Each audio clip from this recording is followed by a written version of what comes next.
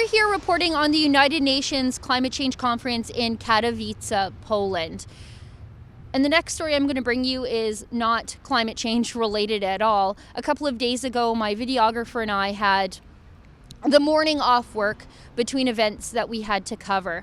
So we hopped on a train and took the 1 hour ride out to Auschwitz and Birkenau. Now, my videographer and I, we've both been to Yad Vashem in Jerusalem, myself twice, my videographer once, and they do an incredible job at Yad Vashem, the Holocaust Memorial in Jerusalem, to documenting the people that were lost in the Holocaust and really detailing the true evil that the Holocaust was. But the things that you see about the concentration camps are in photographs and dioramas, and they do an incredible job, but it's something else to see the place firsthand. It is highly organized. The concentration camp itself, the human misery is still thick in the air. When you walk through the camp, you have a sense that the devil put on some tall SS boots and walked the cobblestone ground there. When we were in the initial Auschwitz camp, the first camp that was built, we were able to walk into a munitions bunker that was then converted into a makeshift gas chamber. And as you went through the makeshift gas chamber, it is shocking. You come around the corner and there's the incinerators where bodies were incinerated as though they never existed. We also stood before a wall where thousands of political prisoners, Catholics and Jews, Poles, Russian POWs were executed. We stood on this ground where thousands of people breathed their last breath, killed by Nazis. After we left the original Auschwitz camp, we went over to Birkenau, the second part of Auschwitz. And when we went there, I was immediately struck with the enormity of the camp itself. Just acres and acres and acres of these long, uninsulated shacks where I wouldn't keep chickens, but where hundreds of thousands of Jews were housed before they were worked to death or exterminated.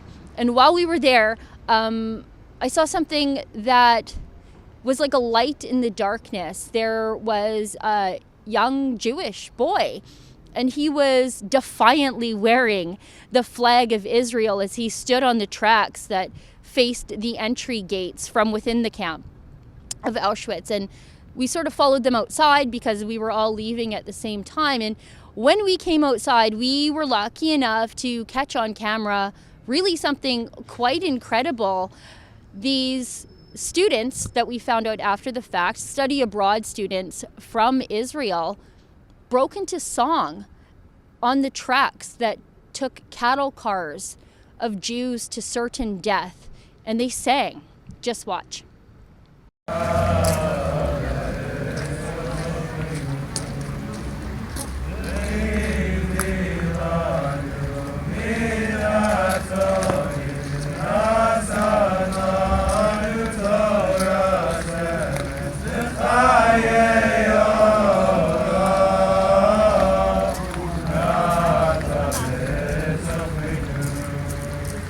The concentration camps are a testament to the real, tangible evil that humanity is capable of. And the word Nazi should only be used to describe Nazis, that very real evil. We have Justin Trudeau's principal secretary, Gerald Butts, accusing people of being neo-Nazis, the alt-right, Nazis, conspiracy theorists. What he's doing when he does that is diminishing what that word really means. When everyone is a Nazi, the Nazis really aren't all that bad. Nazis aren't just people that you disagree with.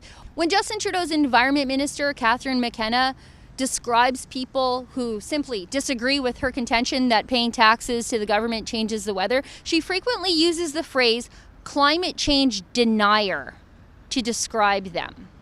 But what she's doing there is co-opting the language of Holocaust denial. She is describing those people in the same language we use to describe modern day neo-Nazis who deny that the evil of the Holocaust ever existed. When she does that, she diminishes what the Holocaust really was. She diminishes the evil of the Nazi final solution against the Jewish people. She diminishes the evil I saw and felt when I walked the cobblestone streets of Auschwitz.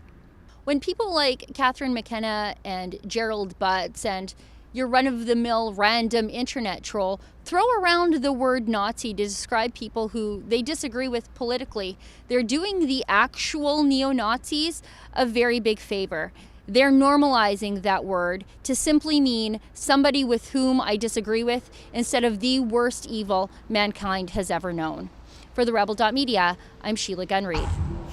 We're wrapping up our time here in Katowice, Poland, covering the United Nations Climate Change Conference. Now, to support our independent journalism, to help cover the cost of our trip here, and to see all of our coverage, go to rebelun.com.